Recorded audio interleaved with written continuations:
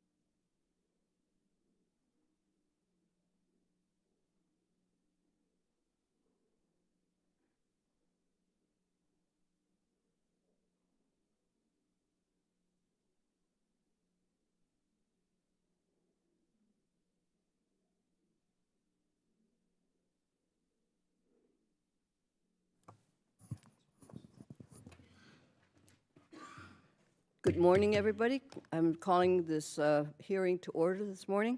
Today's hearing focuses on the significant role of our nation's harbors, our ports, our inland waterways that they play for the nation, and the importance of maintaining an investment in the infrastructure. There is no question about the value of the ports and harbors to our country and our economy. Ocean-going vessels carry more merchandise to trade by tonnage than any other modes of transportation combined. The case for federal investment is simple. We must use what we collect to maintain our ports, to ensure and maintain America's global competitiveness. My region is home to the largest ports in the nation, the Port of Los Angeles and the Port of Long Beach. These two ports handle over 40% of the exports and imports into the United States. Los Angeles and Long Beach have invested billions of their own money to upgrade their infrastructure for the benefit of the entire nation, so that goods can get to market across the country on time. But like other ports in the U.S., the success of ports of Los Angeles and Long Beach are only as strong as their partnership with the federal government in maintaining our infrastructure. The shippers at the ports of Los Angeles and Long Beach pay over $260 million annually in harbor maintenance taxes, but receive only 10 back in harbor maintenance. As of a few years ago, my ports were receiving nearly nothing back until working together with then Ranking Member DeFazio, we were successful in enacting language in WARDA 2014 that required the Army Corps of Engineers to allocate at least 10% of harbor maintenance funds to all donor ports for expanded uses, or funds to continue to use their ports.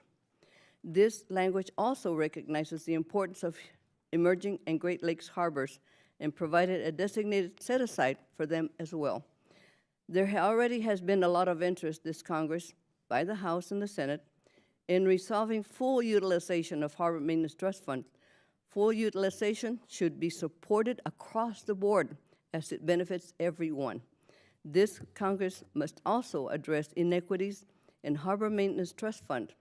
It is not fair for harbors like mine to be paying so much in tax and receive so little. I look forward to working with all of my colleagues, my ranking member, as we find common ground to address continuing needs of all our ports and harbors. If past success is prologue, I look forward to working with the now Chair DeFazio in finding a solution for all. Today's hearing will also focus on the importance of the inland waterways system to our nation's heartland. They face challenges, an aging infrastructure system. I look forward to hearing from a witness today on the value of the inland waterways to our economy. Thank you for all the witnesses for being here today. We will be having votes soon, so we try to be on time and get everybody heard. Thank you especially to Executive Director Gene Soroka from the Port of Los Angeles for joining us, and I look forward to this testimony. At this time, I'm pleased to yield to my colleague, Mr. Ranking Member Westerman, for any thoughts he may have. Thank you, Chairwoman Napolitano. It's an exciting time to be working on this issue together. I had the great honor of visiting your state and visiting the Port of Long Beach and Representative Lowenthal's district, and to see that amazing facility out there with the Port of Los Angeles. And it's good to have such a diverse panel here so that we can gain perspectives on different issues that are facing ports, harbors, and inland waterways, as well as stakeholder and other users' issues.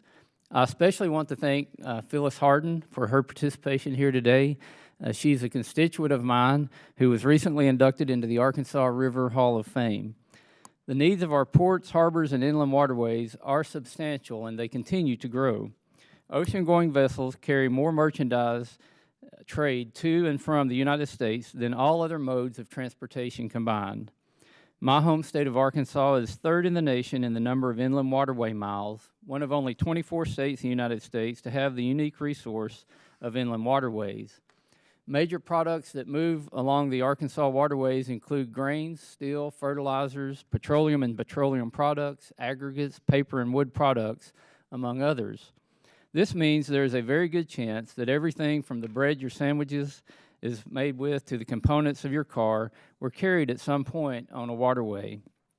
Yet, more often than not, our ports and inland waterways are not maintained to their fully authorized widths and depths, severely jeopardizing our way of life, competitiveness, American jobs, and the communities that depend on them.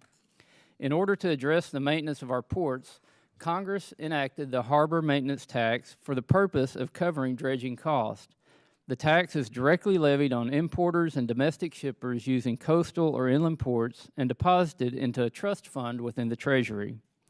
However, for too long, more tax revenue has been collected annually than Congress has appropriated. And because of this fact, a balance has been accruing that currently stands at approximately $10 billion. That's enough to address our currently authorized maintenance needs if spent down. That Congress has allowed this to persist as our needs only continue to grow represents a problem in dire need of a solution.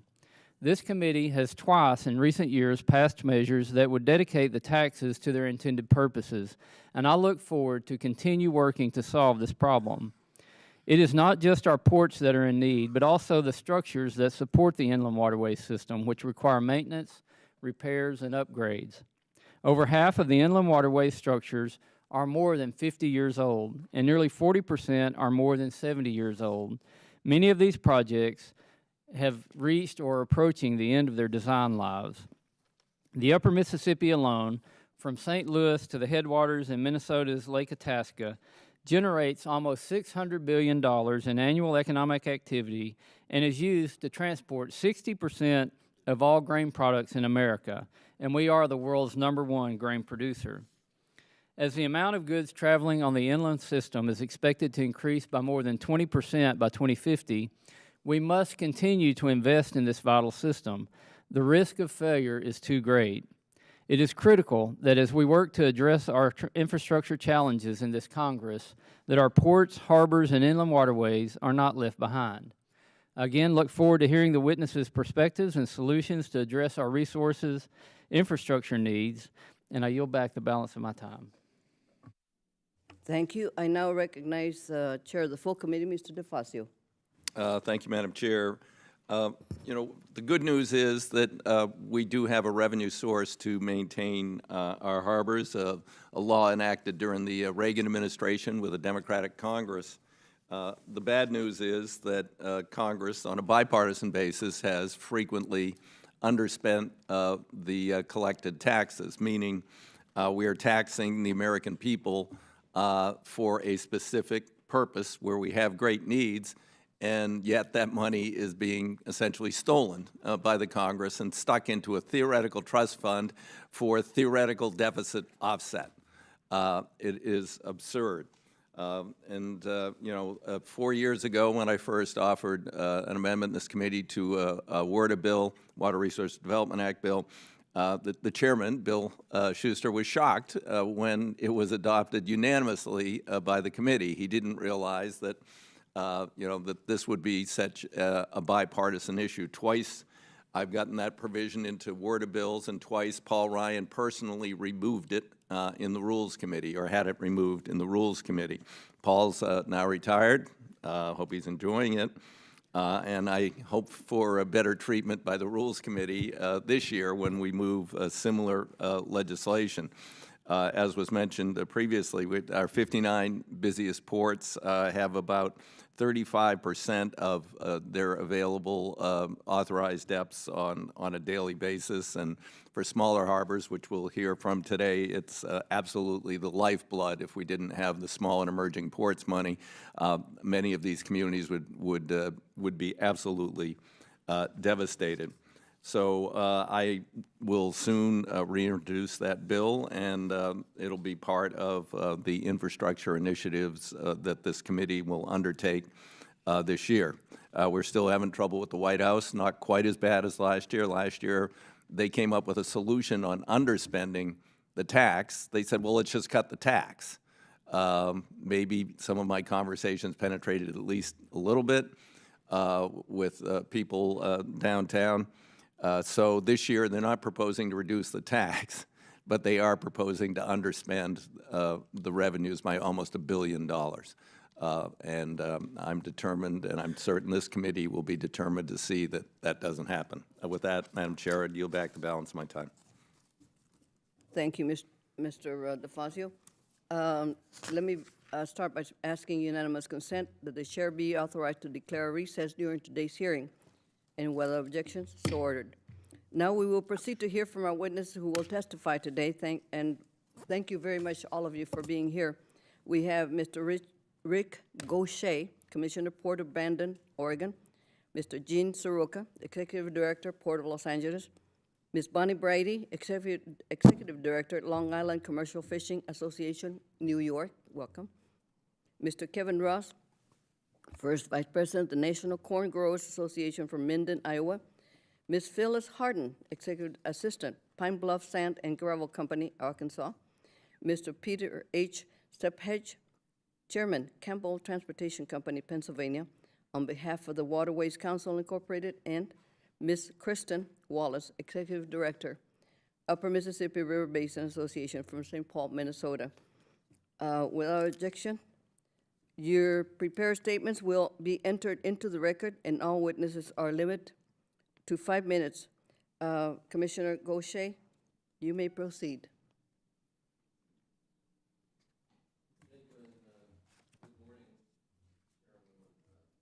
You turn your mic on? Is that good now? That's better. Okay. Good morning, Chairwoman Napolitano, Ranking Member Westerman, and members of the subcommittee. Thank you for the opportunity to talk about the importance of fully utilizing harbor maintenance tax revenue to ensure the Army Corps of Engineers is able to maintain navigation channels and jetties at small ports in the Pacific Northwest and around the country. I'm here from Bandon, Oregon, which has a population of 3,112. I'm commissioner at the Port of Bandon, and I'm a small business owner. I've been a commercial fisherman for most of my life. Now I primarily fish for tuna. Our region's tuna fleet includes about 600 boats that fish off of Oregon and Washington. My brother and I pack our boat with supplies for 2 weeks at a time and spend most of that time between 100 and 200 miles offshore. Because our boats are only capable of about 7 knots in heavy weather, and because we're so far offshore, if unsafe weather is forecast, we go into whatever port is closest. If the weather's really bad, our only safe course is downwind to whatever port is on that trajectory. This is where the term safe harbor comes from. When weather's bad, any harbor, large or small, is safer than being at sea. From a fisherman's perspective, every port, large and small, is important. Whether we can use a particular port for safe harbor has everything to do with the condition of the bar in the Pacific Northwest. The phrase crossing a bar may not be familiar to everyone here, but for the people in the Pacific Northwest that take boats out into the ocean, understanding this term is a matter of life and death. The bar is the term used where a hump is formed, where sediment builds up as the downstream river water comes up against the ocean swells. During ebb tides, river and tidal flows combine to create a stronger current that comes up against the incoming ocean swell. If the swell is large and the bar is shallow, the energy of the swell is tipped over, resulting in a breaker. Breakers are dramatically higher and steeper than the swell, and the life-threatening danger comes when a boat is attempting to cross the bar and encounters a sneaker wave that is larger than expected. The wave builds and steepens, and the boat goes out of control as it essentially turns into a surfboard, goes broadside, and rolls over. This dangerous condition is referred to as a breaking bar. And it wasn't until I came to DC the first time advocating for dredging of the bars of our small ports that I realized breaking bars is a phenomenon mostly unique to the Pacific Northwest. Until that realization, I couldn't understand how budget after budget could zero out small port dredging when so many lives were at stake. Now, there are a couple of ways to minimize the threat of a breaking bar. One way is for the Army Corps of Engineers to build jetties that steer the current a few degrees off of the dominant swell direction. This was done on every bar in the Pacific Northwest many decades ago, but today, most of those jetties are in dire need of repair and are getting less and less effective.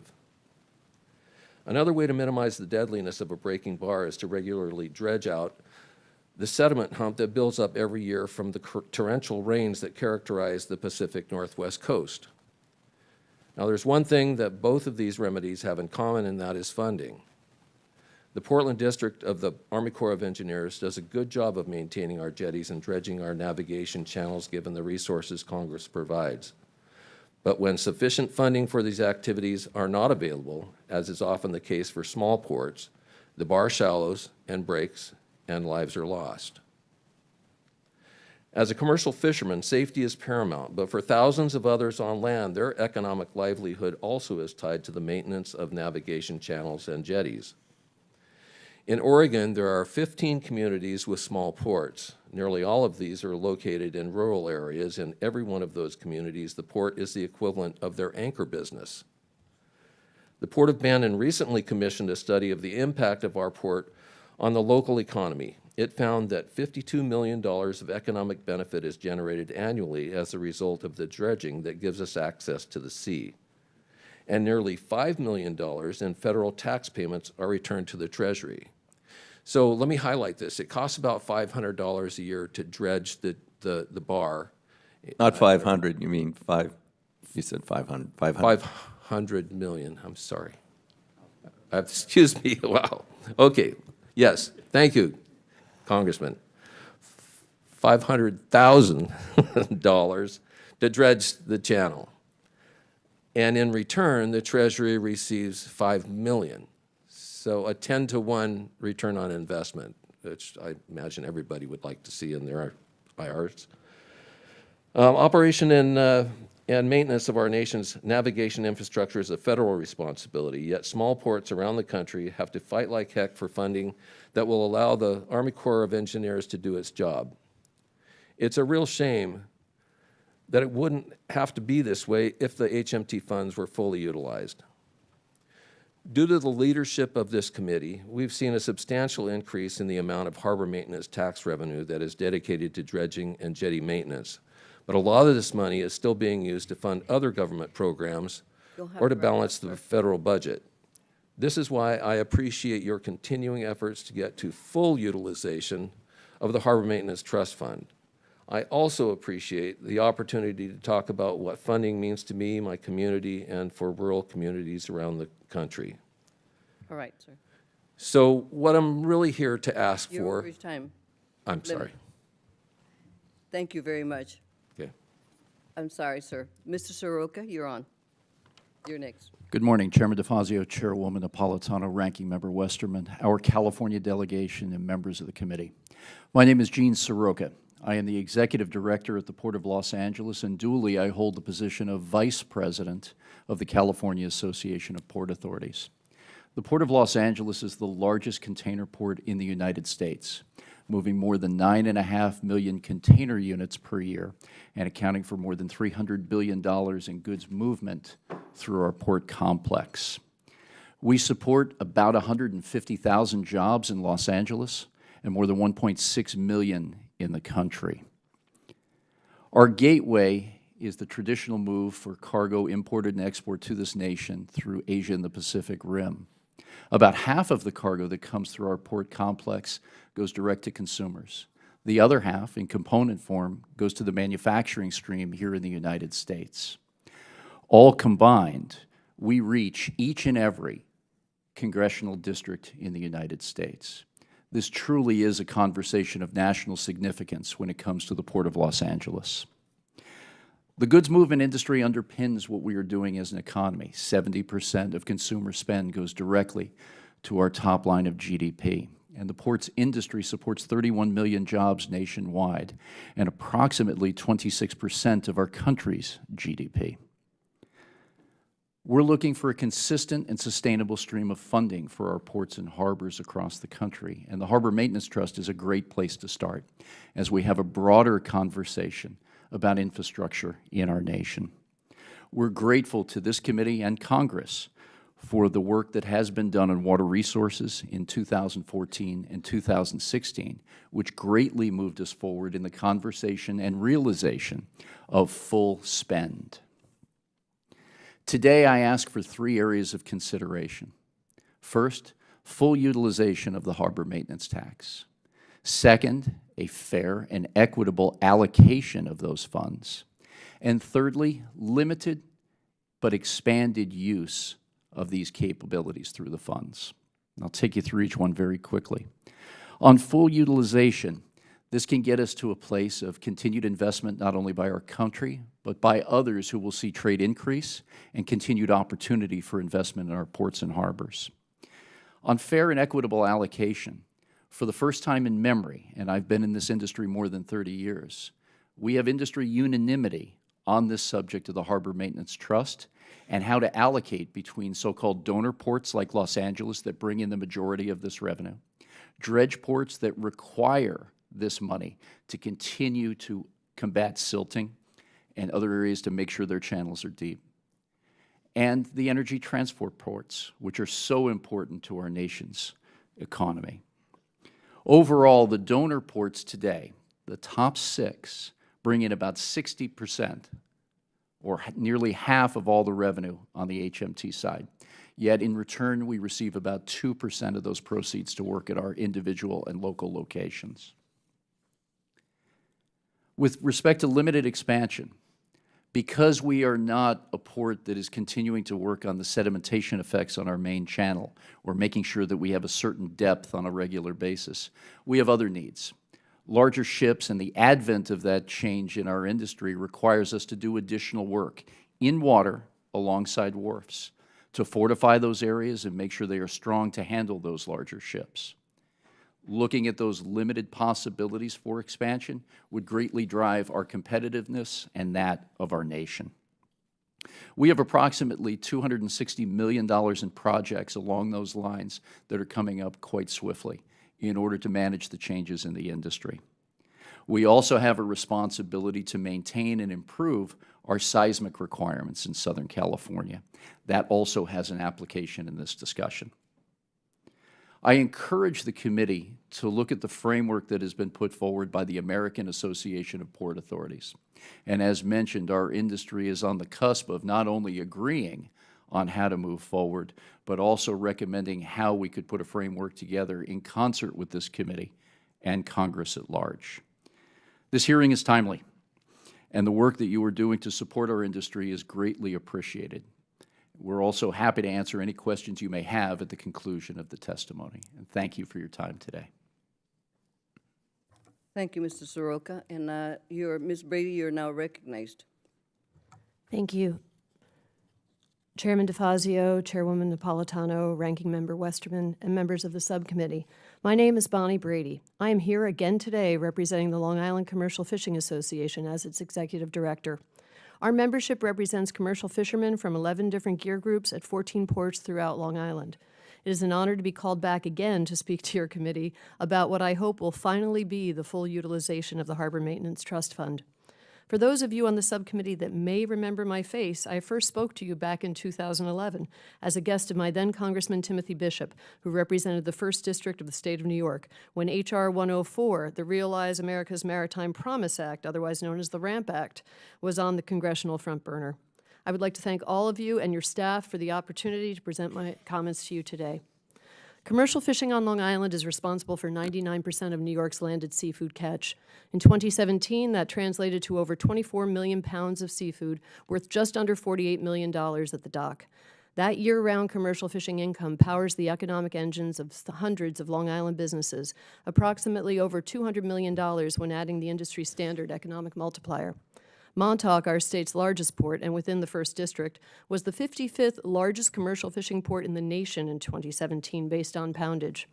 We landed 10.1 million pounds of seafood worth $14 million at the dock to the boats themselves, what is termed ex-vessel value. As a way to describe that in relation to Montauk itself, a town of 3,100 people, that's equal to 322 pounds of fish caught for every man, woman, and child. Montauk brings in millions of year-round dollars, which then make their way to our local mom-and-pop shops, whether it is via the captain and or crew of a fishing boat, the ice supplier, welder or gear shop, seafood market, grocery store, or restaurant. These people and their small businesses are the very fabric which makes up all of our coastal fishing port communities of Long Island. Our coastal waterways and ports are our version of your metro and beltway here in D.C., and without properly maintained dredging, hundreds of local businesses and families could be negatively impacted yearly on Long Island. We have had a series of maintenance dredges, Montauk in 2008, 12, and 18, Shinnecock in 2004, 10, and 17, and Moriches in 2013. Plus, emergency dredges took place in Moriches this past year and in Montauk in 2011 and Shinnecock in 2014. But that doesn't really paint the true picture of the needs of our fishing ports, the need for consistent, methodical maintenance dredging that the Harbor Maintenance Trust Fund was, I believe, set up to do. Time and time again, the maintenance dredging that we have received, though greatly appreciated, did not do the job necessary because it was not on a consistent 3-year cycle. While I don't have a crystal ball into the future to see what nor'easters Mother Nature is ready to serve us, I do know the consequences of not being able to get in or out of port as a commercial fisherman on Long Island due to a shoaled-in port. As a commercial fisherman, you lose income when your inlet isn't dredged deep enough. Say you have a boat that draws, for example, 12 feet, meaning its depth under the waterline, but the inlet, because of shoaling, is only 10 feet deep. What that means is your boat must wait to leave on higher tide, or you risk running aground, which equals more lost income via a trip to the shipyard. As a commercial fisherman, you lose income because having to leave on a high tide because of shoaling of your port means sometimes you lose a day getting to your fishing grounds, because if you can't get out of the inlet on time, on fishing time, to steam where you know the fishing has been red hot of late, by the time you do leave, you get to the grounds late and the fish are on the move again. As a commercial fisherman, you lose income when you can't land your catch because you cannot get into your inlet until the tide is high again to pack your fish to send into New York City. If you miss the truck and the market doesn't take place the following day or until after the weekend, you could risk spoil of part or possibly your whole catch. And while I am very grateful that as far as Long Island goes, we have not lost any fishermen due to a boat going aground in shoaling waters in our ports that I can recall in recent memory, we have in the past come far too close. All of these issues are unacceptable sequelae due to inadequate maintenance dredging, which the Harbor Maintenance Trust Fund was set up to protect against. Having to wait 6 or 7 years for maintenance dredging or scramble for emergency dredging funding is just not the way to support the people and ports that harvest and feed this nation and beyond. And it does nothing to guarantee our safety and the safety of the thousands of commercial fishermen that do this job day in and day out through the U.S. Thank you all sincerely for holding this hearing today, focusing on fully utilizing the fund as it was intended. Doing nothing, in my opinion, at best creates a panacea of economic losses for commercial fishermen and their port towns. And at its very worst, it could cost commercial fishermen their lives. Thank you for allowing me to express these views today, and I look forward to any questions from you or any members of the subcommittee. Thank you, Ms. Brady, and now recognize Mr. Ross. Thank you, Chairwoman Napolitano and Ranking Member Westerman and Chairman DeFazio. I appreciate the opportunity to testify today on behalf of the National Corn Growers Association. NCGA represents nearly 40,000 dues-paying corn farmers in the interest of more than 300,000 farmers who contribute through the corn checkoff programs in their states. My name is Kevin Ross. I'm a 6th-generation farmer from Iowa, where my wife and Sarah and I grow corn, soybeans, and alfalfa, as well as raise cattle. I'm also first vice president of NCGA. My farm sits about 20 miles east of the Missouri River, near Council Bluffs, the heart of the recent floods. America's corn farmers need reliable means of moving our crops to customers, whether it's to livestock feed yards, grain elevators, ethanol plants, or to river ports for export. Farmers use many modes of transportation, with the inland waterways system being a vital artery for our products, especially for farmers in the Midwest. With 12,000 miles of commercially navigable channels and more than 240 lock sites, inland waterways allow our nation's corn growers to move their product to and from 38 states, including Arkansas, Illinois, Iowa, Minnesota, Missouri, Ohio, Tennessee, and Wisconsin, as well as internationally through the Mississippi, Missouri, Illinois, and Ohio rivers. There are 6 states represented on the committee that do not have any accessible coastline of the ocean or Gulf. The Mississippi River system is the coastline of the Midwest and helps gain access to those outer coastal markets. Given that more than half of corn exports are transported via the inland waterways system, continuing to invest in this system is critically important to our competitiveness and livelihoods. Much of the physical infrastructure is aging and in need of improvements. For example, commercial navigation locks typically have a design life of 50 years, and yet by the end of 2020, 78% of the U.S. locks will have outlived that designated lifespan. While volumes of grain, ethanol, and byproduct exports increase, the efficiency of the locks decrease. Barge tows must be split in two because the lock chambers aren't large enough to accommodate them. Efficiency lags cost money, which flows down to the farmer in the form of lower prices for corn, or for our corn. By one estimate, America's transportation deficiencies will cost U.S. agriculture $1.3 billion in exports because our current infrastructure system increases the cost of production process and makes access to markets more expensive. Continued low commodity prices and consecutive years of declining farm income, coupled with recent trade disruptions and the aging infrastructure system of locks and dams, are taking a toll on farmers. The United States is the world's largest exporter of corn, shipping more than 2 billion bushels overseas last year, but we face tough competition from other countries such as Brazil and Argentina. The majority of corn exports are shipped through the inland waterway system, with 54% of them being transported by barge, according to a recent USDA Ag Marketing Service report. The transportation efficiencies and costs are a major variable that keeps our farmers competitive in overseas markets. Investing in lock and dam upgrades, their operation and maintenance to ensure an efficient inland waterway system is a major NCGA infrastructure priority. NCGA has identified 25 locks and dams that are in need of upgrade and repairs, and we urge special attention to the Navigation and Ecosystem Sustainability Program, otherwise known as NESP. The 2007 WRDA bill first authorized NESP as a long-term program of navigation improvements and ecological restoration for the Mississippi River system. The NESP program allows the U.S. Army Corps of Engineers to increase capacity at 7 key locations while investing in ecosystem improvements along the river systems. The upper Mississippi is generally where most grain export originates. Modernizing these 7 locks will increase the efficiency of the inland waterways transportation system, which means that the cost of transportation will decrease and keep farmers like myself competitive in foreign markets. We realize the infrastructure upgrades we seek have a cost. Established public-private partnerships in our waterways have previously been a success story. A strong partnership between the Army Corps of Engineers and commercial operators through the Inland Waterways Trust Fund allow commercial users of the inland waterway system to contribute substantial revenues for rehabilitation and modernization of the system. The revenues are generated through a tax collected as a levy on fuel used in commercial transportation on the inland waterways at 29 cents per gallon. And these revenues are placed in the Inland Waterways Trust Fund and matched with public funds for capital improvements on infrastructure. This partnership is what helps make the inland waterway system such an efficient and viable way to transport our product to market. While there is success in other toll-based partnerships and transportation programs, there is significant difference in the waterways system. Unlike the highway program, where users have a choice to use the tolled or untolled facility, waterway users will be faced with no choice. Production agriculture will be negatively impacted as family farmers upstream would be double tolled once the fertilizer they're using comes upstream and then crops they're exporting move downstream. Studies show that cost could be up to 31.5 cents per bushel of corn. That is an extra cost that farmers cannot bear. On behalf of the National Corn Growers Association, I'm grateful for the subcommittee's support for farmers and the other users of the inland waterway system. We appreciate the opportunity to provide input in today's discussion and stand ready to work with you and serve as a resource for further discussions regarding water transport. Again, thank you for the opportunity, and I look forward to your questions. Thank you, Mr. Ross. And now I turn it over to Mr. Westerman. Thank you, Madam Chair, who gracefully offered to let me introduce a friend and a constituent and a tireless advocate for inland waterways, Phyllis Harden from Pine Bluff Sand and Gravel, who is their Director of Legislative and Special Projects, and also is the Vice Chair of the Pine Bluff Jefferson County Port Authority, and she serves on the Board of Directors for the Dredging Contractors of America, as well as the National Waterways Conference. Ms. Harden, you're recognized for 5 minutes.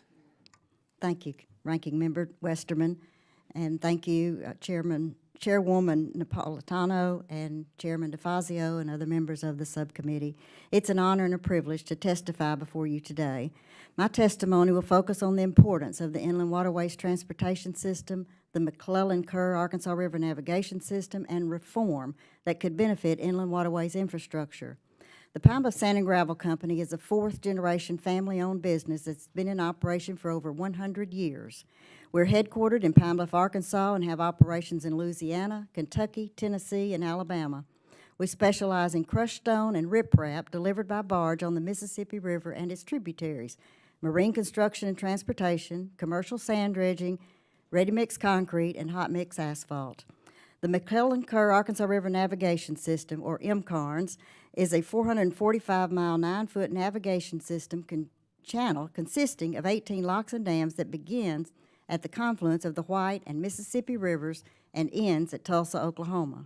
Construction of this system began in 1957 and completed in 1971, which sadly, by today's standards, make these locks some of the newer locks on the nation's inland waterways.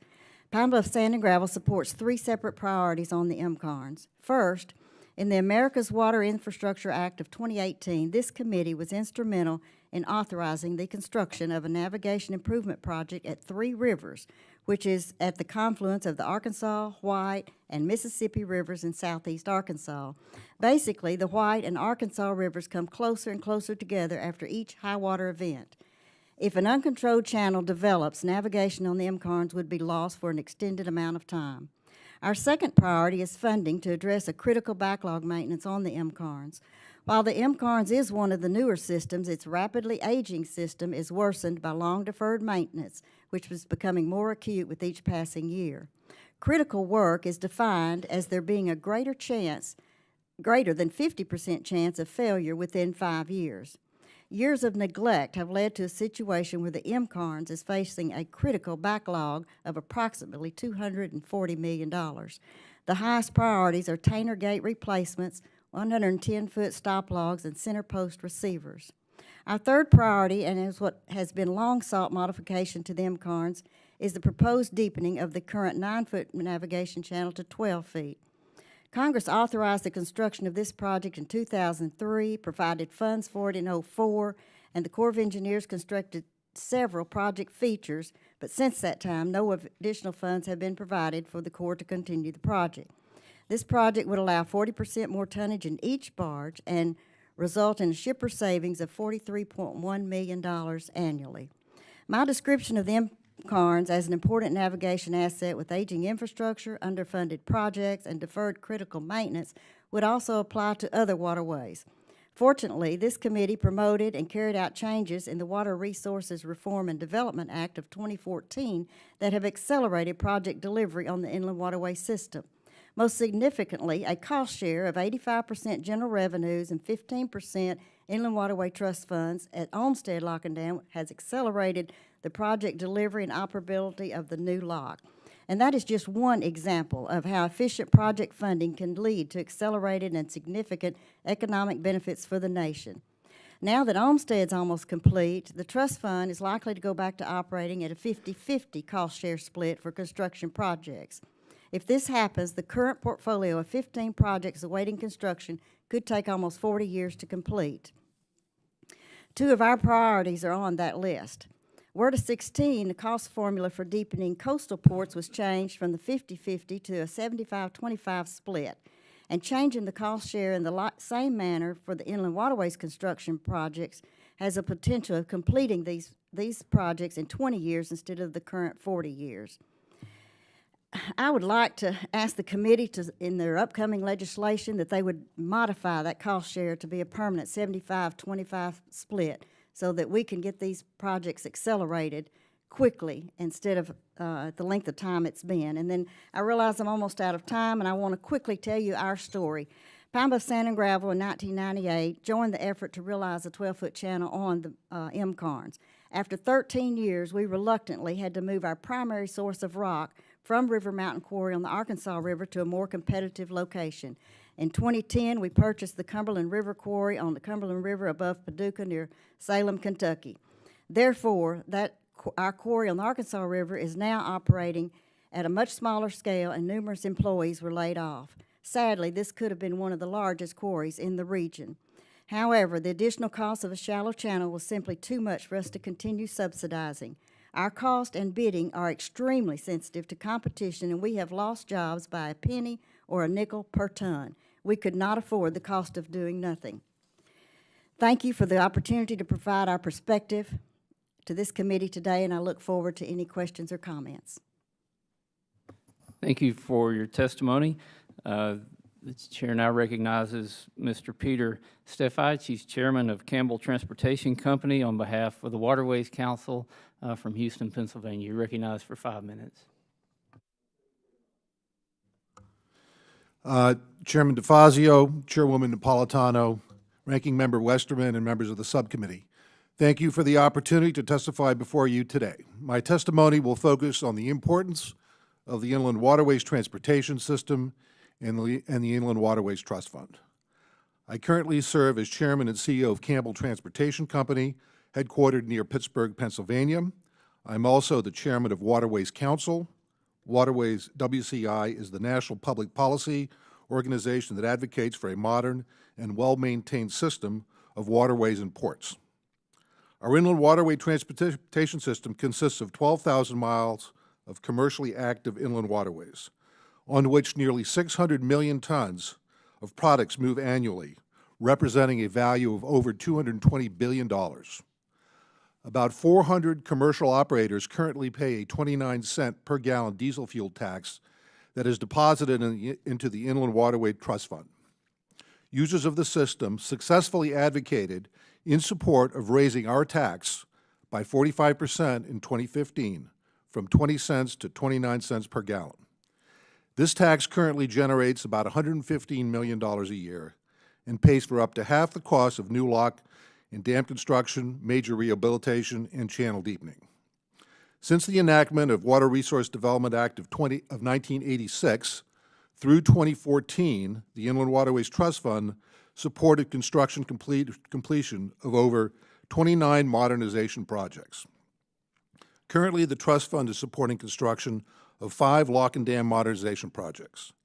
I would like to thank this committee for passing important policy changes contained in the Water Resources Reform and Development Act of 2014, particularly the cost-share policy revision for Olmsted Locks and Dam, along with the 45% increase in the inland waterway diesel fuel tax, allowed for the trust fund to be leveraged from less than $200 million per year to a $400 million a year annual program.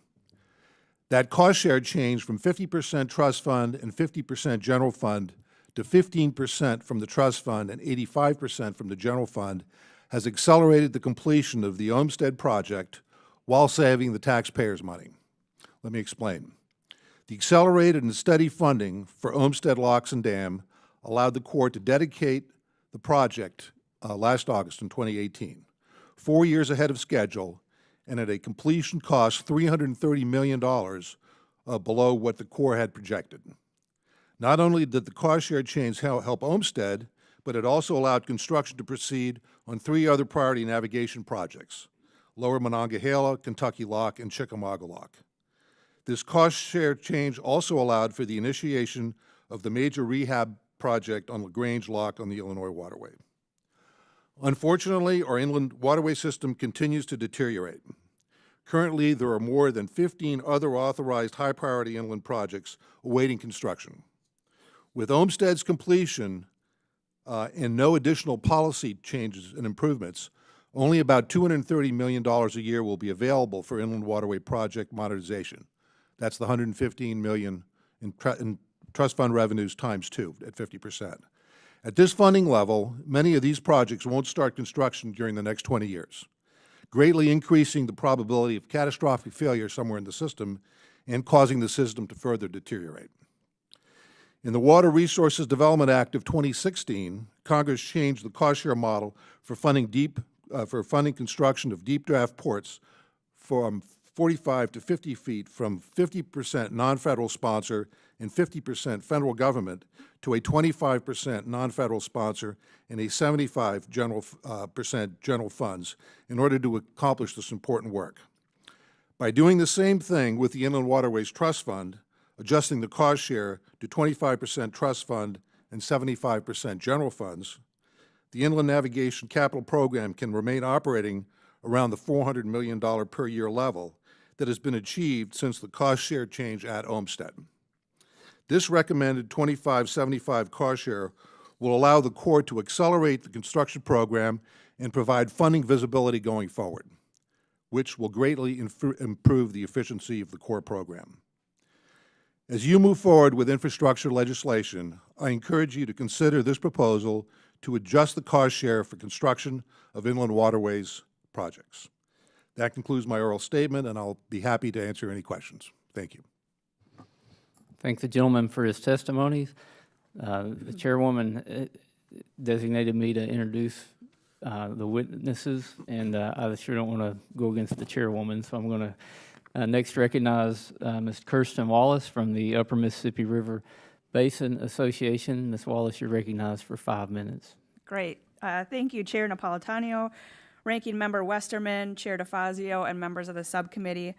I appreciate today's opportunity to underscore the value of investing in both the economic vitality and ecological integrity of our nation's rivers. The Upper Mississippi River Basin Association was formed in 1981 by the governors of Illinois, Iowa, Minnesota, Missouri, and Wisconsin to facilitate dialogue and cooperative action and to serve as an advocate of the state's collective interests. UMRBA works closely with the U.S. Army Corps of Engineers and other federal agencies to achieve a shared commitment to integrated multi-purpose management of the Upper Mississippi River's economic and ecological uses. On the Upper Mississippi River, we have proven that navigation traffic, as well as other economic uses, can be fully supported within a healthy riverine ecosystem. Our nation's rivers can serve simultaneously as economic engines and ecological treasures. We can have both, and we're better for it. In order for our nation to fully realize the potential of our rivers, we must value and integrate management of their many purposes and uses. The Upper Mississippi River is a multi-billion-dollar economic engine and a treasured ecosystem abundant with fish and wildlife, generating revenues in excess of $600 billion annually and supporting over 1.86 million jobs in manufacturing, agriculture, tourism, recreation, navigation, and energy sectors. At the same time, the river provides an irreplaceable water supply source for citizens and industries throughout the Midwest. The system of locks and dams provides for the movement of low-cost goods that are essential to a strong national economy: gravel, fertilizers, and agriculture outputs, salt, and energy products. And at the same time, the Upper Mississippi River supports a $55 billion tourism and recreation industry that is built upon the serenity and adventure of the river's landscape and abundant opportunities for fishing and hunting.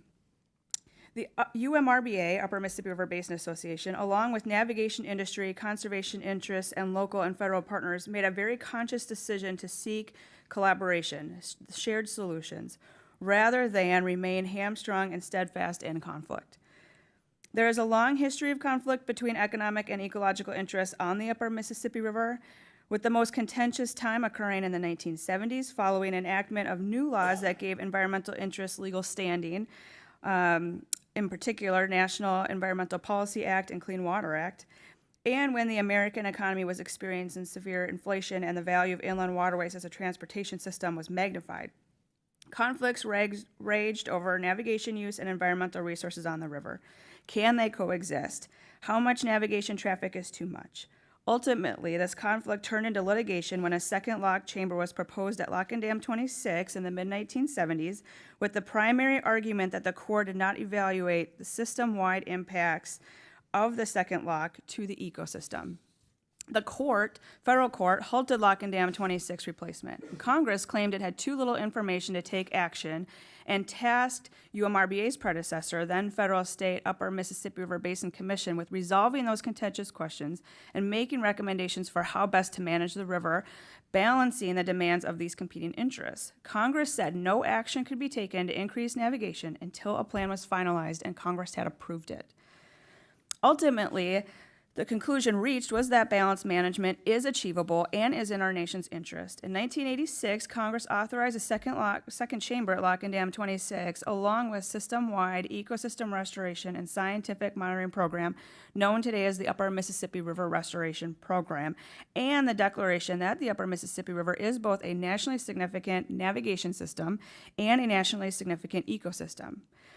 Shortly after, the navigation industry began considering modernization needs on the Upper Mississippi River at a larger scale, and then UMRBA and federal partners, navigation industry, environmental interests took that same approach to collaboration and agreed to the Navigation and Ecosystem Sustainability Program, NESP, which is a comprehensive and integrated plan for meeting current and future shipping demands, stimulating economic growth, and improving the health and resilience of the river ecosystem. NESP feasibility study was completed in 2004. Congress authorized it in 2007. It enjoys consensus among diverse stakeholders and bipartisan and bicameral support among Congress, as well as a steadfast commitment by the governors of the upper Mississippi River Basin states. Reaching this commitment to integrated multi-purpose management was incredibly challenging, but it has paid tremendous dividends. We moved the region from conflict to collaboration. In doing so, we moved it from the gridlock of litigation to a whole new world of opportunity. There's far greater power in standing for something and not against it. NESP forges allegiances, allies who can give Congress a solution, a hard-fought consensus, not a problem that needs to be fixed, not a choice Congress has to make between competing interests. NESP give us solutions and a concrete path to work for. Guide wall extensions and mooring cells, lock modernization at the most congested sites on the upper Mississippi, and islands, backwater complexes, forests that are essential for a diverse and complex array of fish and wildlife species. We appreciate the committee's support of NESP and the upper Mississippi River as a nationally significant resource. Thank you. Thank you for your testimony. Thank you for your testimony to all the witnesses, and we'll now have the questions. Use the timer to allow 5 minutes for each question. We'll begin the question with Mr. DeFazio. Thanks, Madam Chair. To Commissioner Gaucher and Ms. Brady, from what you know, representing your ports, but also your association with other small ports, is the 10% set aside meeting all of the needs of small and emerging ports? Is it adequate?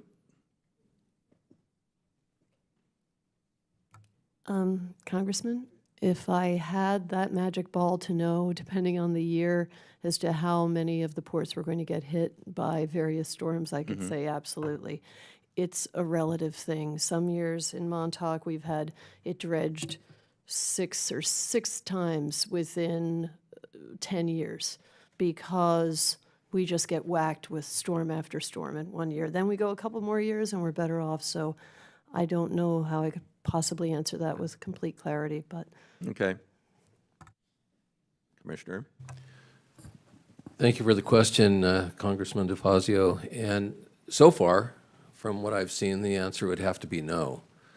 Not only do we need maintenance dredging virtually every year in our area, but we also have a huge backlog of deferred maintenance on our jetties. The only way I can see us digging out of that deferred maintenance hole is by using the $9 or $10 billion that's on the books from previous years. The Port of Coos Bay, for example, the North Jetty, has lost about 380 feet over the last 30 years in length. So it's at a critical point where we have to replace at least 150 feet before we can get back to some semblance of safety. Okay. So I appreciate the testimony on behalf of the by Director Soroka of the AAPA. I will say that I have some concerns with that proposal, and I've had numerous conversations with LA Long Beach and other ports, Seattle and others, and my position is help us get the money, all the money annually that comes in, spend it, and a plan to, in a prudent way, spend down the money that Congress has previously diverted, and then we will come up with a fair distribution. I recognize the contribution of the major ports and the needs of the major ports. I also, am sensitive to what's going, all the many other ports are dependent upon this, some of whom really don't have any capabilities or very little capabilities of raising revenues. So I guess that's not really a question. Well, let's see, is there anybody on the panel who disagrees that we should spend all of the collected taxes on an annual basis? We should appropriate the total amount on an annual basis because there are needs out there. Anybody disagree with that? Okay, good. Anybody disagree with the fact that since we did collect this ultimately from the American consumers, the ad valorem tax, and it has an intended purpose, that we should also have a plan to spend down the nearly $10 billion balance in the theoretical trust fund, which is somewhere in the Treasury, maybe, but we just make up money anyway, so what's the difference? But that we should spend that down in a programmed way to meet deferred maintenance in both, and needs in both large ports and small ports. Anybody disagree with that? Great. Okay, well, let's do it then. Thank you. Thank you, Madam Chair. Thank you, Mr. DeFazio. Chair now recognizes Mr. Westerman. Thank you, Madam Chair. Ms. Harden, while the MCARNS is located in Oklahoma and Arkansas, what other states benefit from the inland waterway?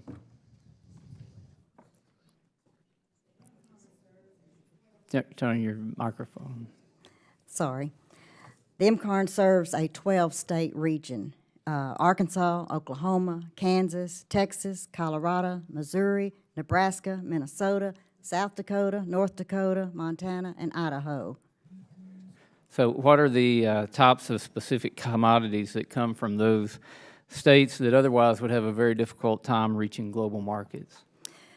Well, as you had mentioned in your opening statement, sand and gravel, soybeans, chemical fertilizer, wheat, steel coils, petroleum. Nearly half of the tonnage reported at Oklahoma ports originate or terminate in Kansas.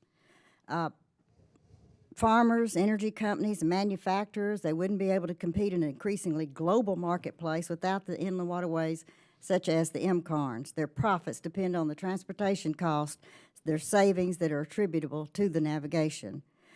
Some examples: asphalt moves from Gulf refineries to blending plants along the river for delivery to departments of transportation in many of the 12 states that the MCARN serves. Oil field tubulars from domestic mills are processed at finishing plants along the river and delivered to oil and gas developments in many of the 12 states and as far away as Alaska. The same goes for rebar and wire rod coils. Crude oil is produced in several of these states, and as far away as North Dakota, find its way to the Gulf Coast refineries by barge, a growing amount which is for export. So the nation's waterways give producers and manufacturers reach to acquire raw materials and distribute finished goods in a competitive marketplace. Yes, we often say the river's kind of out of sight and out of mind of the general public, but it has a huge economic impact to that 12-state region. You also talked about a critical maintenance backlog in the navigation improvement project at Three Rivers. If there were a failure due to inadequate maintenance or a failure of the existing navigation components at Three Rivers, what do you think this would mean to the national economy? Well, our quarry on the MCARNs is the closest major deposit of rock to New Orleans and the Gulf Coast, and this was very important during the devastating hurricanes of Katrina and Rita. Also, our quarry is the low-cost producer of sandstone, and sandstone has anti-skid properties that are required in Louisiana asphalt markets. So, you know, if this chain of supply is broken, I mean, it's going to affect highway departments and our highways. Agricultural products, grain and fertilizer, they move, as I said, from most of the 12 states that the MCARN serves. And I guess the same examples that I gave in the previous question, I mean, it's that would, you know, affect it globally. So it's and for the record, for Mr. Graves, the state of Louisiana depends heavily on products coming out of Arkansas down the MCARN system. Absolutely. Mr. Steffich, I come from an engineering background in the private sector, and when I found out how the Corps Fund gets their projects funded, where it's like a yearly funding amount, it just seems to make no sense at all. Could you talk maybe a little bit to how projects could be done more efficiently, lower cost, and in a quicker time frame if we would fund projects on a project-to-project basis rather than a yearly funding basis? Well, the annual funding system really doesn't make any sense for these long-term projects. As I mentioned in my oral remarks, the Olmsted case is an example where the project was accelerated and came in below what the Corps thought it would because they had steady money and steady funding. It's extremely difficult for a major construction job to do this, to plan for this 1 year at a time, from hiring the contractors to actually executing the project. There's tremendous MOB, DMOB costs. The contractors bid that in their cost. It just doesn't make any sense. It's completely inefficient. I don't know what the percentage of reduction would be, but it's significant for the Corps if they had steady funding for these projects. And I couldn't agree more. And I'm out of time, so Madam Chair, I yield back. Thank you, Mr. Westerman. I'm asking unanimous consent that a written testimony of American Association of Port Authorities by Mr. Kurt Nagel, President and CEO, be made part of the hearing, today's hearing record. Without objection, so ordered. We'll move on, and I think I'll take the next question for Mr. Gene Soroka.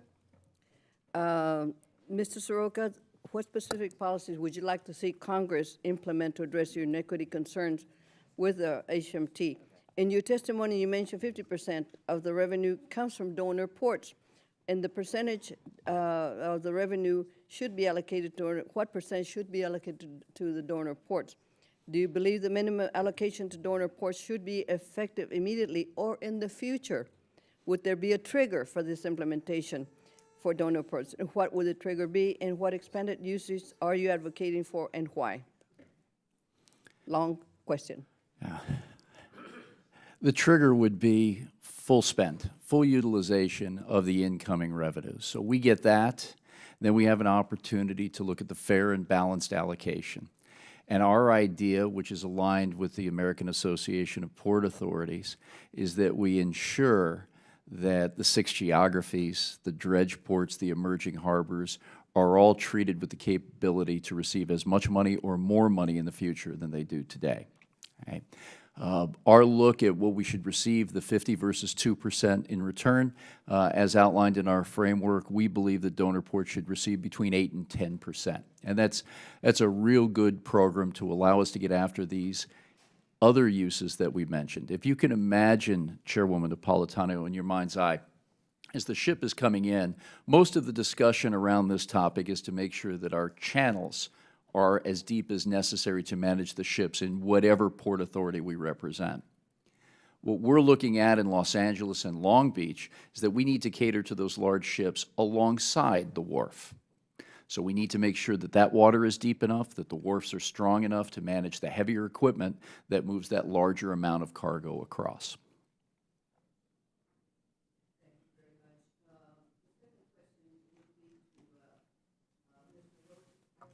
Mr. Soroka, Mr. Brady, understand that each of your ports have unique needs. Outside of those, do you support the full utilization of HMT? Yes or no?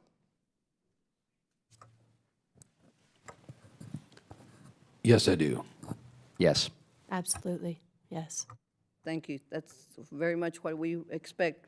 Doesn't the entire United States benefit from all of the ports are most efficiently operated and in capacity?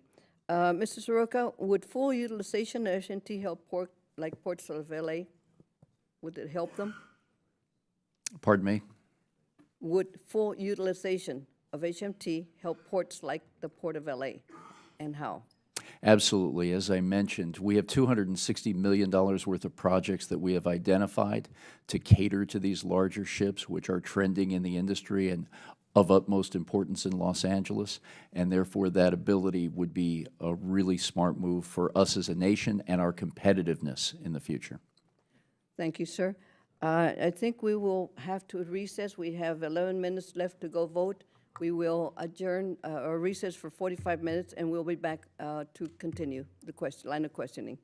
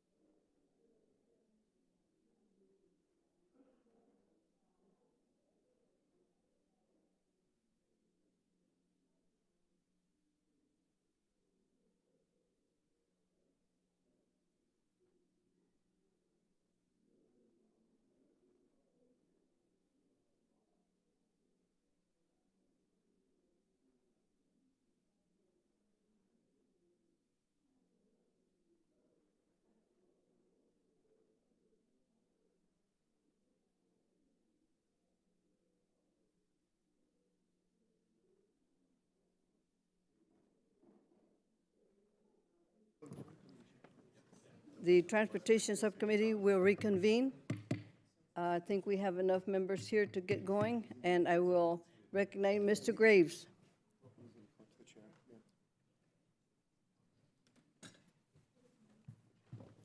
Did my ranking member leave me? He's on his way. Bruce is from Arkansas. They're much slower. Oh, was my microphone on? What's that? Hey, thank you very much, Madam Chair. I appreciate the opportunity to be here, and I want to thank you all for your testimony today. As a representative from the Gulf Coast and home in the state of Louisiana, where we have 5 of the top 15 ports, and of course, large port facilities in Miami and Houston and Mobile and Gulfport and all sorts of other places. I appreciate the Gulf Coast representation here today. That was another joke, folks. Come on. Mr. Soroka, I want to ask you a question. You talk about the HMT being fully utilized, and I do want to shout out to Chairman DeFazio and Chairwoman Napolitano and Ranking Member Graves and Westerman. I do fully support the full dedication of the Harbor Maintenance Trust Fund, and Chairman DeFazio and I have been working on this for a few years and sent letters, sponsored legislation, and I think this needs to happen. Quick question for all you. I'll come back to your question in just a second, but quick question for all of you. In your individual associations, businesses, ports that you represent, if you took in money for one purpose and then you decided to take it and use it for something else, if you collected revenue under the auspices of some fee or tax or membership and you did something else with it, would you get in trouble for that? Yes. Yeah, I think in the private sector Yes. they call that embezzling, and here we call it budgeting, and I just think it's ridiculous. And so, fully committed. But Mr. Soroka, I do want to ask if you mentioned that there are certain types of improvements that are not eligible expenses under HMT right now. If we do have a full commitment of the HMT and the additional dollars, and whether it's the paper balance that Chairman DeFazio talked about earlier, or it's even the annual full commitment of funds, what are some of those? What would that look like to you? Yeah, Representative Graves, good to see you again. I mentioned that earlier in a question. If you can imagine in your mind's eye the ship coming down the main channel, that's what this work does primarily through the HMT. With the larger container ships coming into our port, I want to do work that gets closer to the wharfs. Because when that ship comes in, it's got to park. It's got to be worked, needs the necessary depth of water to be able to reside there. That's the type of work that we would like to do. Okay, so you're talking docks? In water usage, nearer to the docks than the main channel away. Okay, is this berths? What? Yes. Okay, all right. Just want to make sure I understand. Thank you. Thank you. Mr. Ross, there were discussions earlier about increasing competition from other countries, I think Argentina, Brazil, and others. What can you give us a kind of a state of play and what you're seeing in terms of percentages or any other type of metric in terms of what those countries are doing now? Are they investing in their water infrastructure? What's the state of the industry and just kind of global competition right now? Yeah, certainly. I couldn't give you a metric per se, but the investments that have gone on in Brazil and their infrastructure, which were much needed in their country, they're certainly spending a lot of dollars there and are becoming far more competitive in the long term.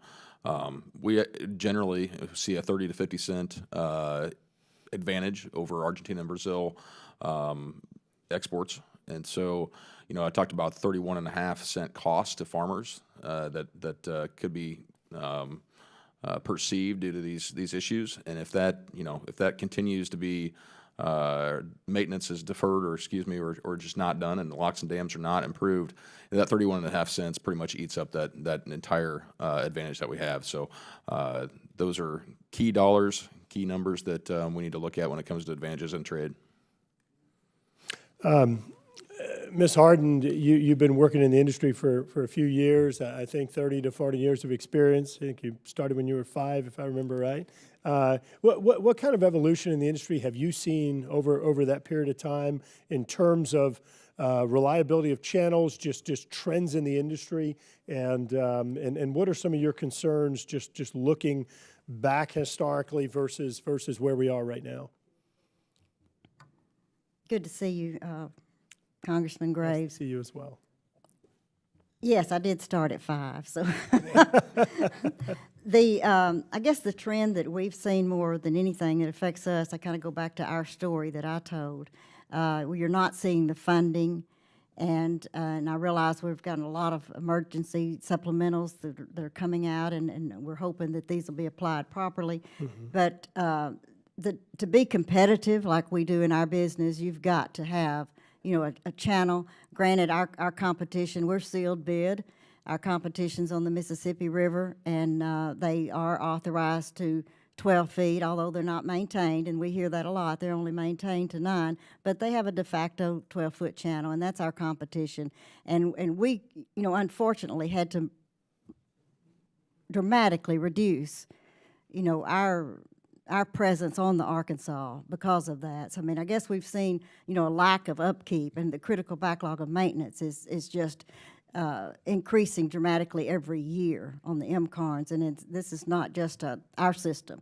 There are other systems too. So it's really what I've seen has been disappointing, and to encourage, people to the jobs, and we want to be low-cost producer, but not through low wages. We want it through, low-cost transportation cost. Thank you. And Madam Chair, I just want to ask that the record reflect that 8 minutes later, the gentleman from Arkansas showed up, which is approximately what we saw for the LSU-Arkansas game. Thank you. Thank you, Mr. Graves. Mr. Graves is full of jokes this morning. I would like to now recognize myself for 5 minutes. Thank you very much for coming this morning for such an important hearing. I think that we're all in agreement that we must allocate the resources needed for harbor maintenance as they were intended. So I'm going to shift just a little bit from that conversation and tell you a little bit about the area that I represent. I represent Florida's 26th congressional district. It includes Miami, parts of Miami, and all of the Florida Keys.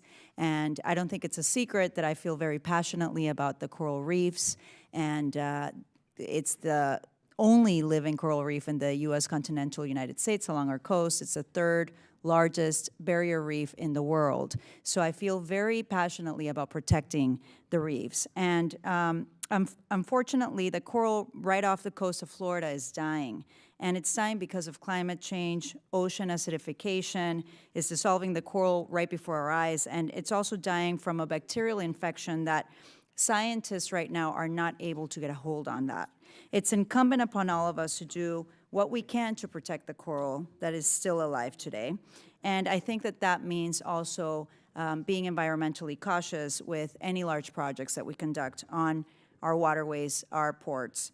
So I was alarmed to learn that when Port Miami was dredged, a project that ended in 2015, an area of the reef size of 200 football fields was buried in dredging sediment. This was much more than was predicted by the Army Corps and the entities who were involved with the project. It's also my understanding that there will be other ports in Florida that will soon be undergoing the same process, and so we may be putting more corals at risk. So this question is for Mr. Soroka. I know that you may not be able to speak on the specifics of the issues affecting the Florida coast, but I'm hoping that you can comment on the importance generally of environmental compliance. You're from California. California is usually good environmental stewards and very good on these issues. So I'm hoping that you or anybody else in the panel can provide suggestions on how we can responsibly dredge our very important harbors to adequately address heavy ship traffic without unnecessarily harming our precious ecosystems. And just having said that, I am in full support of continued dredging as well, because we need that, especially in the Port of Miami. It's just we need to find a balance of doing what we need to do for our harbors, for our ports, but at the same time being environmentally conscientious.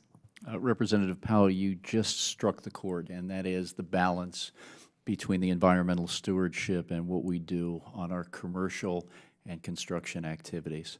The ports of Los Angeles and Long Beach date back to year 2006 with their clean air action plans, devised originally to help reduce specific air quality requirements that we had made commitments on to our community. And we flash forward, we delivered on those commitments some 6 years ahead of our promissory time frame.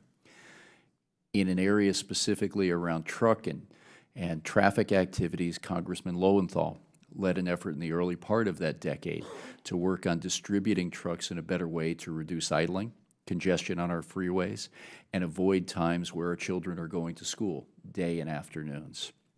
Specifically, to answer your question around dredging, we have numerous regulations in the state of California. We also follow the federal regulations around water species and anything else that we see that is necessary on the dredging concept. So having that in mind, being able to be a responsible party from the port's vision of capital investment, improvement, and construction activity is always first on our minds when we're discussing projects like this, whether it be maintaining our minus 53-foot depth or what I have described to the other members as limited expanded uses. Okay, thank you. And Mr. Steffich, correct? In your testimony, you mentioned the important role of inland waterways and the role that they play in flood control. Can you please just elaborate a little bit on that? Yes. Obviously, the inland waterway system and the locks and dams help control the flow of the water. Up in our part of the world, in Pittsburgh, we have a significant geographic drop with a lot of locks and dams. And I know that the Army Corps uses a system of reservoirs, including our locks and dams, to control the flow and slow it down and let water out as necessary.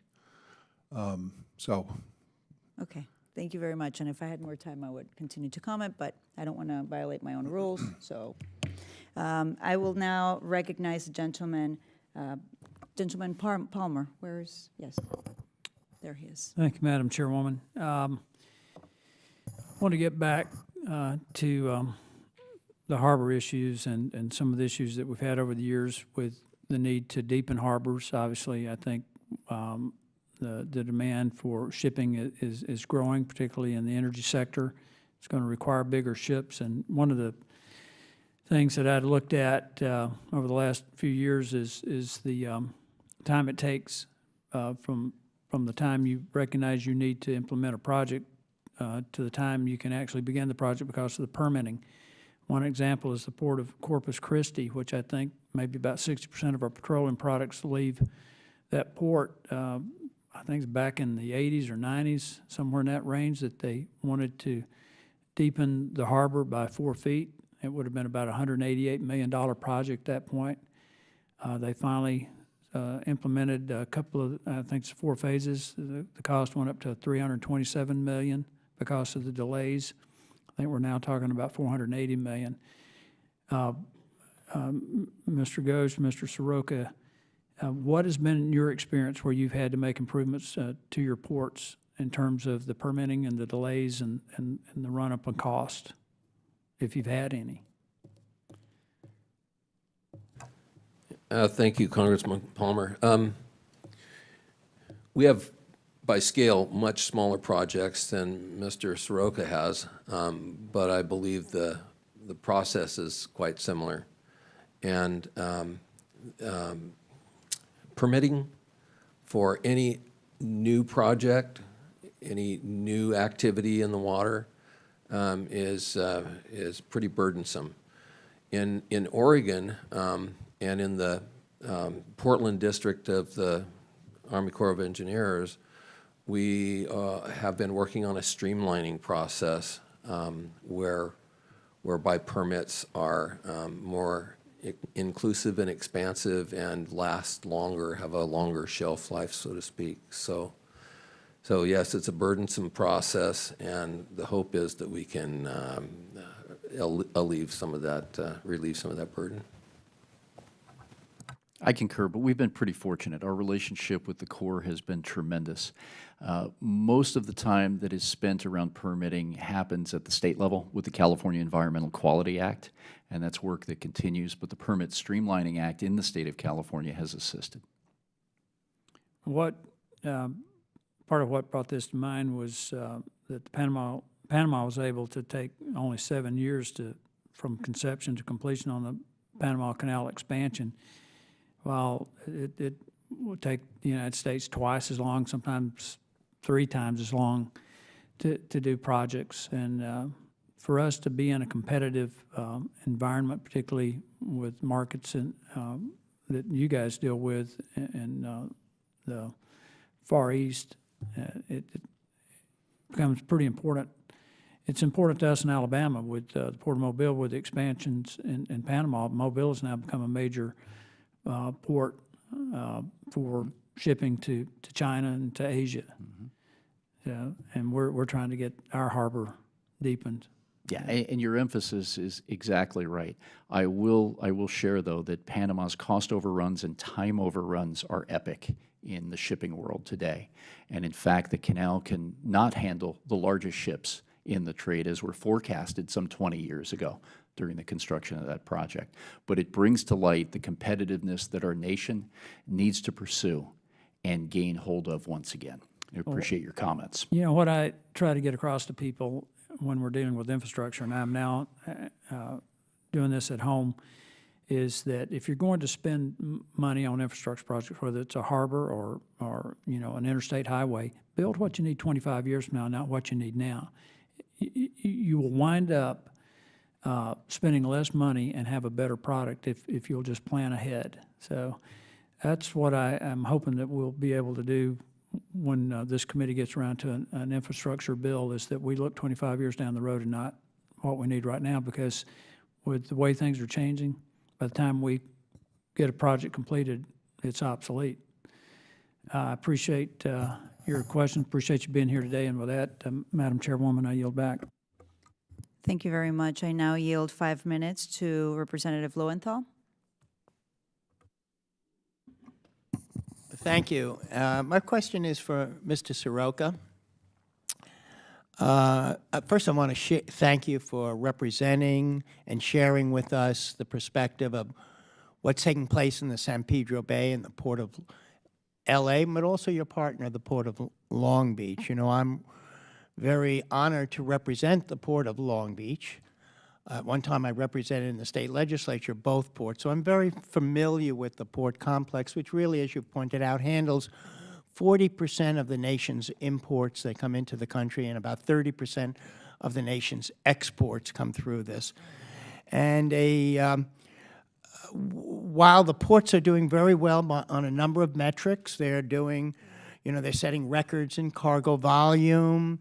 They're investing in infrastructure, as you pointed out, to handle the bigger the ships. They still face significant challenges in terms of congestion and also in terms of international competition. So I think what you've advocated for, I totally support, and I was very glad to hear Mr. Graves, my colleague from Louisiana, talk about some of the specific projects and as you're advocating for a more equitable allocation of the resources of the harbor maintenance tax revenues, they're going to help our country, our ports make the investments that they need to grow. And you've already indicated kind of the flexibility that you'd like to see in terms of meeting your the growing demands and to being able to compete.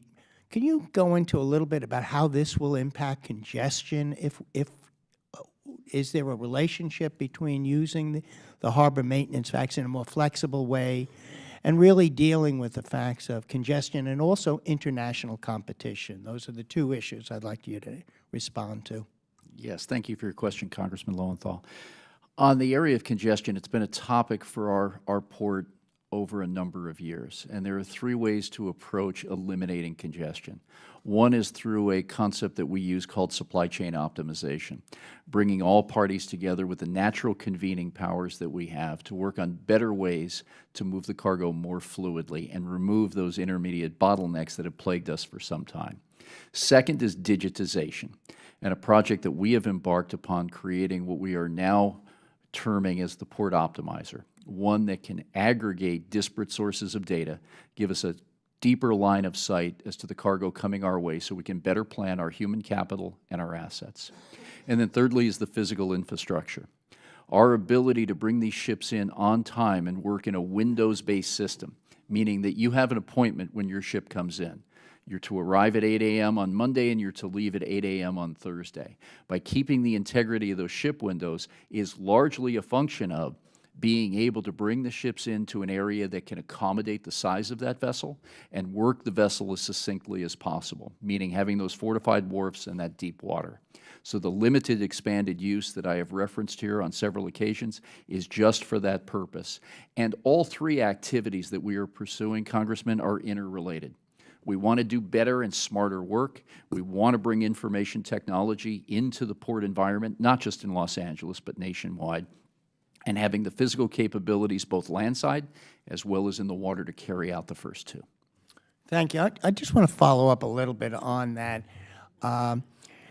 For you to kind of explain, I think you've already said it, but I think it's really important that by giving you this limited expansion of flexibility, how is this going? And we're asking the rest of the nation kind of and other ports to support this. The question is, how is this going to affect manufacturers and also customers throughout the nation?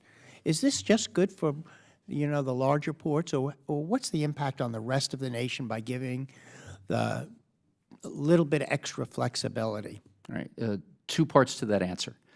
Number one, under our recommendation, ports geographically, by designation or by size, will receive the same, if not more money, under our recommendation to this subcommittee and the broader committee. Secondly, what it does for our mutual customers is, A, it gives them certainty that when you order goods and it comes through our port complex, whoever that may be, you will have certainty that it will arrive upon a schedule that you have designed with your service provider. And secondly, in that vein, what it does for those customers is it delivers value.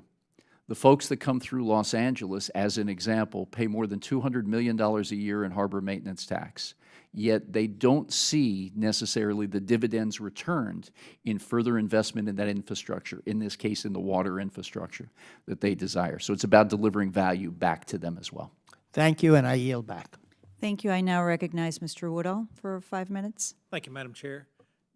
Thinking about your experience in the industry, we've went through the last decade where we passed 2 WRDA bills in 10 years. We've gone through the last we've gone through this decade where we've passed a WRDA bill every 2 years. Makes me feel good as a member of the committee to see the regularity and the productivity. But I want to know from a user's and a manager's perspective, has the regularity of the WRDA bill process made a difference to you all as participants in the system? In a word, yes. The Los Angeles says yes.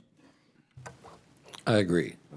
Seen that difference? Have the corn growers seen that difference, Mr. Ross? Does it translate to that level? Yeah, certainly. I think there's been a lot of improvement in general with that system and having those bills passed much quicker.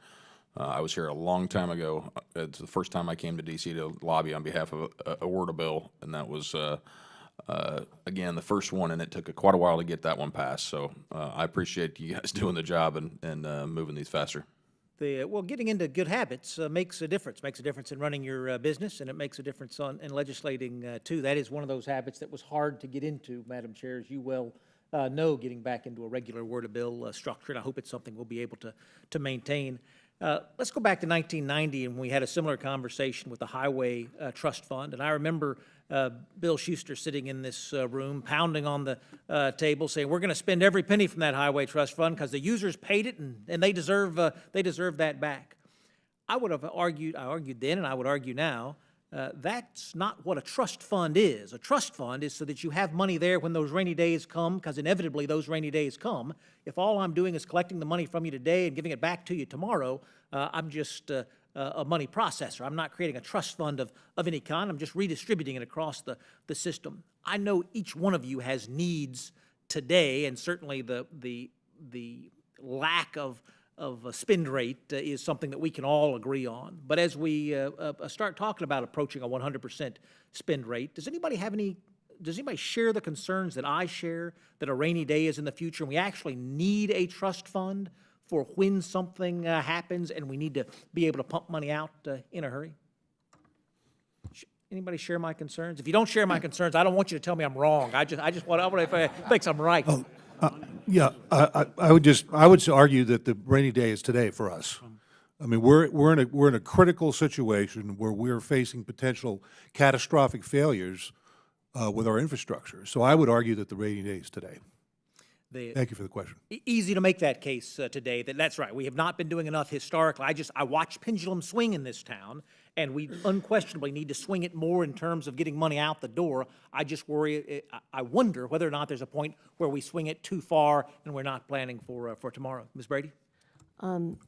I think listening to the folks to my left regarding the locks, it's definitely a separate situation. So what they say is very valid.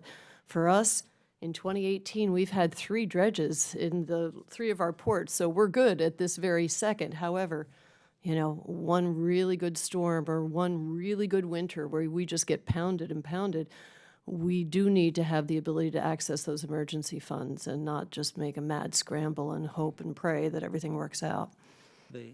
And best part of my job is smart people come in to make me smarter. I'm more of a surface guy than a water guy. And what I know in Metro Atlanta, if I try to build a sidewalk with county funds, I can get it done in a couple of months. If I try to build that same sidewalk with federal funds, it could be a 3.5-year project if everything goes my way. I can't do these massive dredgings with local funds in their entirety. So of course we're going to knock on the federal door. Are there occasions where you're not knocking on the federal door, you're simply using local funds, and we see that same thing in water infrastructure that I see in surface infrastructure, that I can spend money rapidly if I just left it with Los Angeles instead of taking it from Los Angeles and giving it back a year later? And that's what we do every day. In a strong year, we are committing about $1 million a day to ongoing maintenance, repairs, and progress to manage these ships. At our port, which is dissimilar from some, we have 27 berths, 27 terminals and 270 berths. What we see ourselves doing today is moving the right size ship to the proper terminal based on its size. And that's not a sequence that really promotes fluidity. So while I understand that a variable in the equation must be the rainy day concept, there are immediate issues today, and I assure you that the Port of Los Angeles will have a long-term plan to help you craft what tomorrow will bring. When you're dedicating those local funds, are you doing it in a cost share, or for those projects, it's all local funds all the time today? Mostly, sir, it's the money that we earn from our customers, direct revenue that is being invested back into our port. All right. Ms. Brady? Our situation is Country Mouse here, very different. We have, I believe, an 80-20 cost share. We don't have a dredge. Our town doesn't own one. It's too expensive. The costs of having to, apparently they last only about 2 years. The county has a dredge, but you can't dredge the inlet because it's not a county waterway. So if we did not have a mechanism with that cost share, our town, we couldn't afford it without having that help. Thank you very much. Madam Chair, you've been very indulgent. Thank you. Thanks. The chair recognizes Mr. Fletcher. Thank you, Chairwoman Napolitano. And I'd like to thank you and Ranking Member Westerman for holding this important hearing today, and the witnesses for taking the time to testify.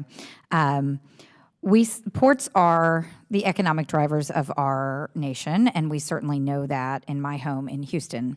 The Port of Houston just released new economic impact numbers reflecting the economic activity, jobs, and tax revenue provided by the more than 200 private and public facilities that comprise the Port of Houston.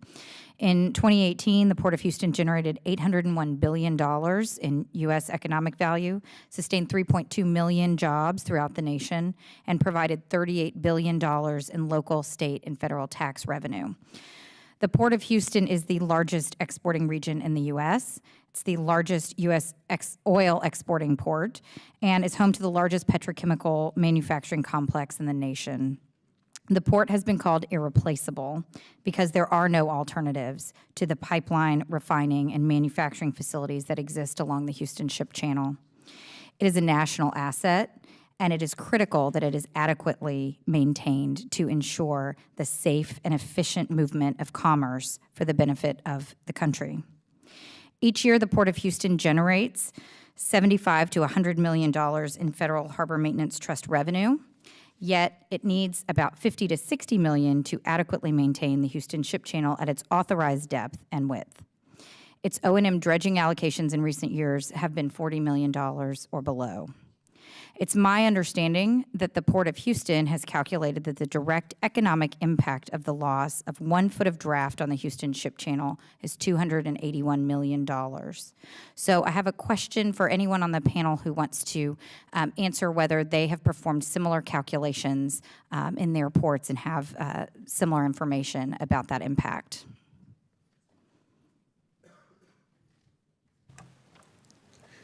Yes, Congresswoman. In recent years, we did an economic study. We had a third party do an economic study of our little port of Bandon. And that study resulted in the finding that our access to the sea that costs about $450,000 a year returns an economic output of between $52 and $62 million annually. That, in turn, results in a revenue to the Treasury, tax revenue, federal tax revenue to the Treasury of just under $5 million. So about a 10-to-1 ratio of return on investment.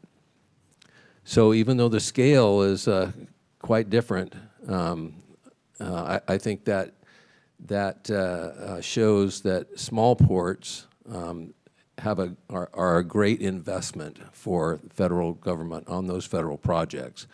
And I'd like to also point out that $450,000 just addresses the federal channel, you know, the responsibility of the federal government for their project.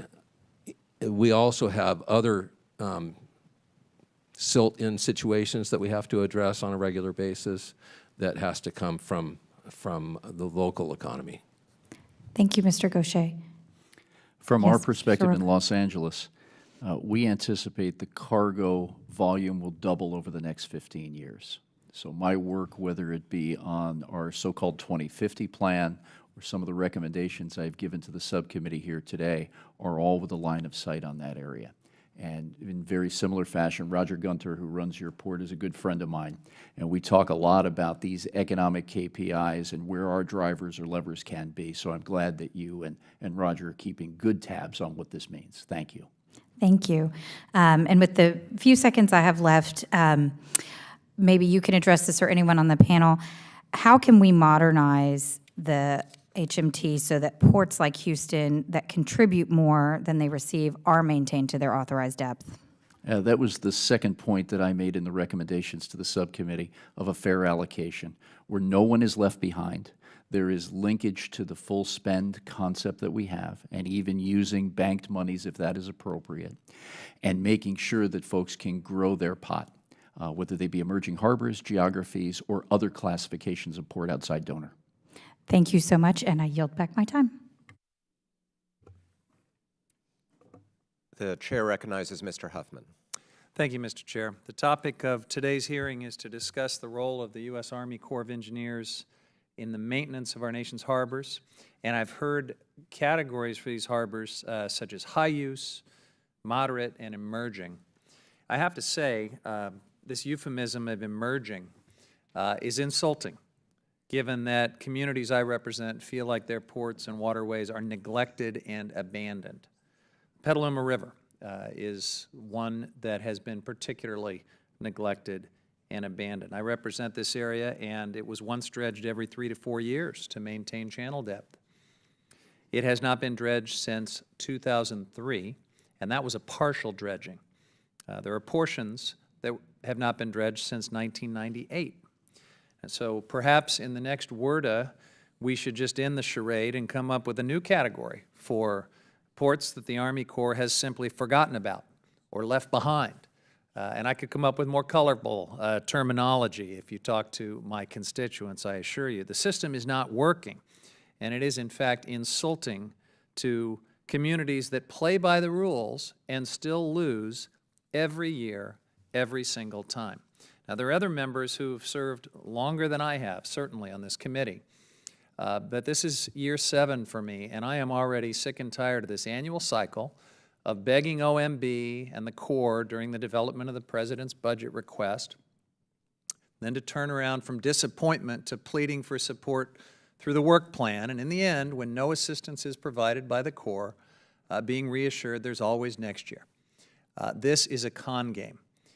And I would like to ask unanimous consent to enter into the record letters that I've written, going all the way back to 2014, 2015, 2016, 2017, 2018, and January of 2019, where we are begging and pleading with the Corps to address these issues. This spans 2 different administrations. It showcases years of failed responses by the Army Corps of Engineers. So, Mr. Chair, I would like to enter into the record 6 of these letters that I have written on this subject.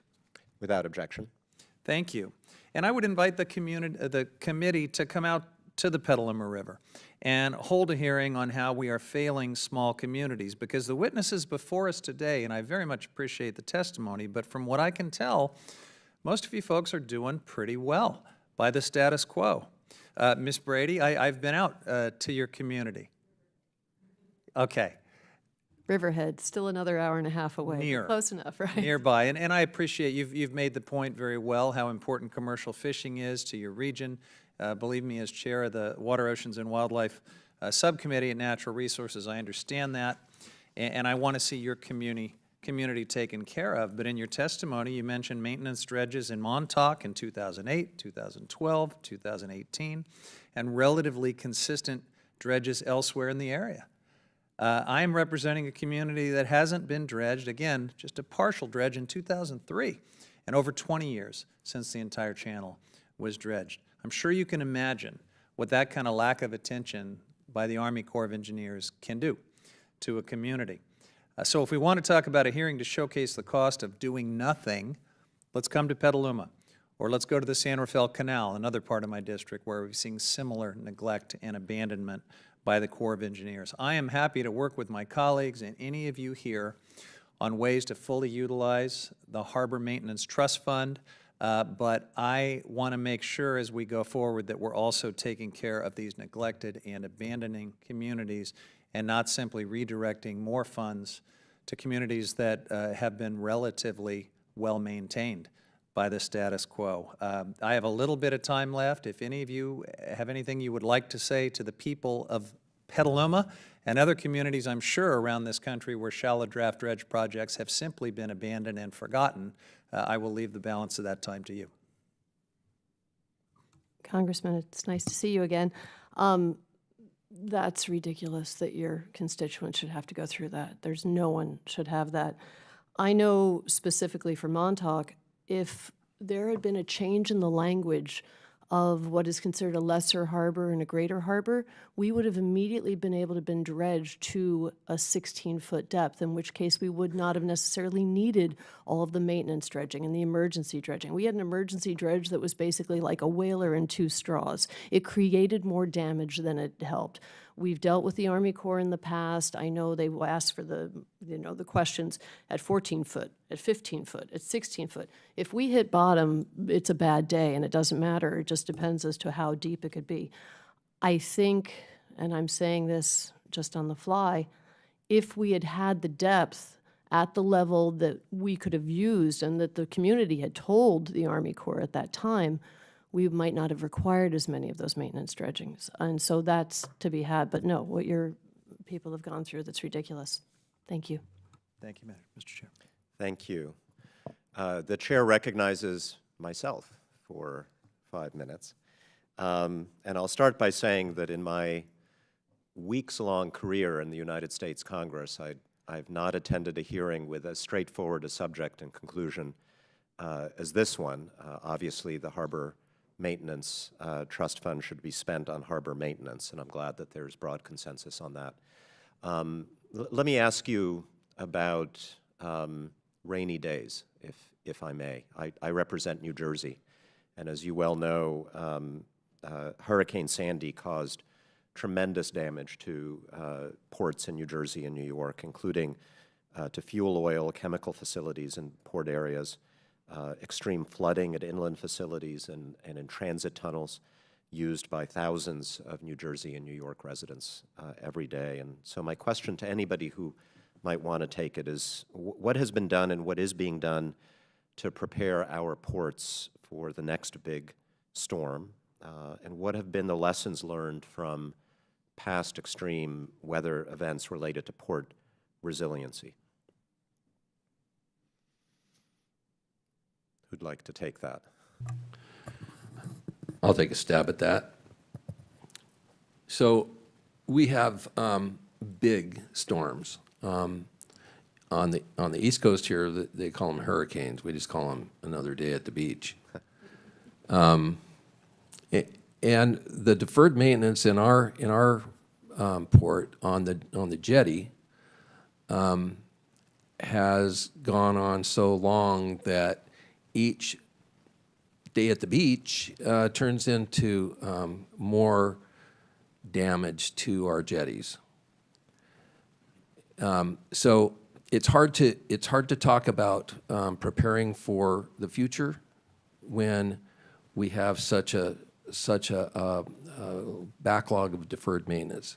As a commercial fisherman, maintenance is a big deal. If I don't take care of my boat doesn't take care of me. I don't get home to my family. And I see the ports that I travel, and I go into ports all up and down the West Coast.